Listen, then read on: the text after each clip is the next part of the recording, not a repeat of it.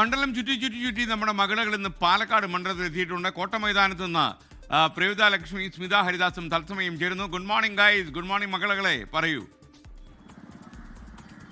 Good morning.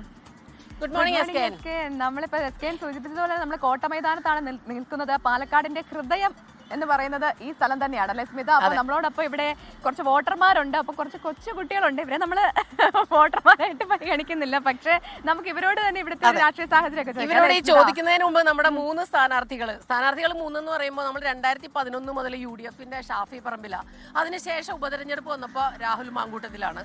അപ്പൊ അതുകൊണ്ട് UDF-ന് മേൽക്കൈയുണ്ട്. LDF ആണ് ഈ 3-ാം സ്ഥാനത്താണ് നിൽക്കുന്നത്. കാരണം NDA വല്ലാത്ത രീതിയിൽ കടുത്ത മത്സരം കാഴ്ചവെക്കുന്ന ഒരു ഇടവും കൂടിയാണ്. ഇത്തവണ മറ്റൊരു കാര്യം കൂടെ വരുന്നു. ഇത്തവണ മത്സരിക്കുന്നത് രമേശ് പിഷാരടിയാണ്. UDF-ന്റെ യുവാവ് തന്നെയാണ്, കന്യാങ്കാണ്. അപ്പൊ ഈ രീതിയിൽ ഒരുപാട് പ്രത്യേകതകളുണ്ട്. പാലക്കാടൻ ചൂടുണ്ട്, കടുത്ത കൊണ്ടുപിടിച്ച രാഷ്ട്രീയ ചർച്ചകൾ നടക്കുന്നുണ്ട്. അത് CPIM-ഉം BJP-യും തമ്മിൽ ഡീലുണ്ടെന്നൊക്കെ ഉള്ള ചർച്ചകൾ നടക്കുന്നുണ്ട്. ഇത്തരം ചർച്ചകൾ നോക്കാറുണ്ടോ? രാഹുൽ മാങ്കൂട്ടത്തിൽ വിവാദം ശ്രദ്ധിക്കാറുണ്ടോ? എല്ലാം ശ്രദ്ധിക്കാറുണ്ട്. പക്ഷേ അങ്ങനെ വിവാദങ്ങളൊന്നും ഇപ്പം ഇല്ല.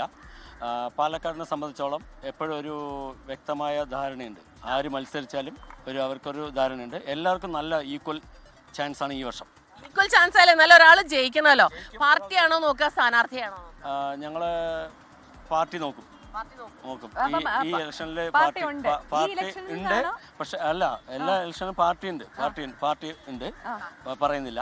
പക്ഷെ എങ്കിലും നല്ല കടുത്ത മത്സരമായിരിക്കും. പിന്നെ സ്പോർട്സിനും ആർട്സിനൊക്കെ ഒരു പ്രാധാന്യം കൽപ്പിക്കുന്ന ജില്ലയാണ് പാലക്കാട്.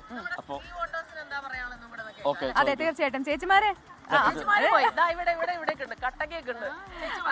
അല്ല ചേച്ചി, എനിക്ക് ചോദിക്കാനുള്ളത് ഇപ്പം ഇവിടുത്തെ നിലവിലെ MLA-യുമായി ബന്ധപ്പെട്ടുള്ള പ്രശ്നങ്ങളൊക്കെ നിങ്ങൾ അറിഞ്ഞിട്ടുണ്ടാവും. ഒരുപാട് ആരോപണങ്ങൾ, പരാതികളൊക്കെ ഉയർന്നിട്ടുണ്ട്. ഇത് ഏതെങ്കിലും തരത്തിൽ ഈ മണ്ഡലത്തിലെ വികസനത്തെയോ അദ്ദേഹത്തിന്റെ പ്രവർത്തനത്തെയോ ഒക്കെ ബാധിച്ചതായിട്ട് കരുതുന്നുണ്ടോ? ഇല്ല, അതൊരിക്കലും ബാധിച്ചതായിട്ട് കരുതുന്നില്ല. ഇല്ല. അതോടൊപ്പം തന്നെ ഇത് ഈ ഒരു തിരഞ്ഞെടുപ്പിനെ ബാധിക്കും. അത് UDF-ന് ഏതെങ്കിലും തരത്തിലൊരു തിരിച്ചടിയാകുമെന്ന് കരുതുന്നുണ്ടോ?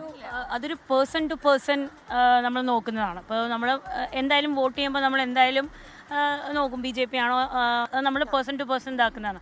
പക്ഷെ അതേപോലെ തന്നെ മാം ചോദിച്ച പോലെ നമ്മൾ പേഴ്സണെ നോക്കിയിട്ട് അയാൾ നന്നായിട്ട് ചെയ്യുന്നു. പാലക്കാട് എന്ന് പറയുകയാണെങ്കിൽ ബേസിക്കലി നമുക്ക് സ്പോർട്സിനാണെങ്കിലും ആർട്സിനാണെങ്കിലും ഒന്നിച്ച് കട്ടയ്ക്ക് പോകുന്ന ജനങ്ങളാണ് നമ്മളുടെ. അപ്പോൾ എനിക്ക് തോന്നുന്നു എല്ലാവരും പാർട്ടി നോക്കുന്നതിൻ്റെ കൂടെ തന്നെ പേഴ്സണെയും കൂടി നോക്കും. അപ്പൊ ഇപ്പൊ നമ്മള് വനിതാ സ്ഥാനാർത്ഥി നിൽക്കുമ്പോ വനിതാ സ്ഥാനാർത്ഥിയോട് ഇപ്പൊ എന്റെ കൺസെപ്റ്റിൽ ഞാൻ പറയുകയാണെങ്കിൽ ഇവിടെ വനിത അല്ലെങ്കിൽ മെയിൽ അങ്ങനെ ഒരു ഇതില്ല. ആര് വന്നാലും പാലക്കാടിന് വേണ്ടി സൂപ്പറായിട്ട് നിൽക്കുന്ന ഒരു വ്യക്തിയാണെങ്കിൽ അപ്പുറത്ത് നോക്കുകയാണെങ്കിൽ BJP-ക്ക് വേണ്ടി ശോഭാ സുരേന്ദ്രൻ നിൽപ്പുണ്ട്. അതാ ഞാൻ പറയുന്നത്. ശോഭാ സുരേന്ദ്രൻ ആണെങ്കിലും ആരാണെങ്കിലും ബിരിയാണി കഴിക്കാറുണ്ടോ? NMR ബിരിയാണി കഴിക്കാറുണ്ടോ? അങ്ങനല്ല, സ്ഥാനാർത്ഥി NMR-ന്റെ ആളാണല്ലോ. എനിക്ക് വീട്ടിൽ അമ്മ ഉണ്ടാക്കുന്നതാണ് ബിരിയാണിയാണ് ഇഷ്ടം. അമ്മ ഉണ്ടാക്കുന്ന ബിരിയാണി ഇഷ്ടം. NMR പാലക്കാടിന്റെ അന്നദാതാവാണ്, അതായത് ബ്രാൻഡാണ്. അപ്പൊ NMR ബിരിയാണി കഴിക്കാത്ത ഒരാളും പാലക്കാടും അടുത്തുള്ള ജില്ലകളിൽ ഉണ്ടാവില്ല. ഓക്കെ, അപ്പൊ നമുക്കൊരു കാര്യം ചെയ്യാം. വോട്ടില്ലാത്ത രണ്ടുപേരും നമ്മുടെ കൂടെ നിൽപ്പുണ്ട്. അതിലൊരു മിടുമിടിക്ക് നല്ല പാട്ടുകാരിയാന്ന് പറഞ്ഞു. രണ്ടുപേരും പെട്ടെന്ന് പാടിക്കോ. അനുരാഗമോളും കിനാവ് കിളിപാടും പരാജമാണോ, ഇരുളിൽ വിതുമ്പും പൂവേ നീ വിടയും പരാജമായോ, ഈ മണ്ണിലെങ്ങുമേ ആനന്ദമേയോ, ഈ വിണ്ണിലെങ്ങുമേ കാരുണ്യമില്ലയോ.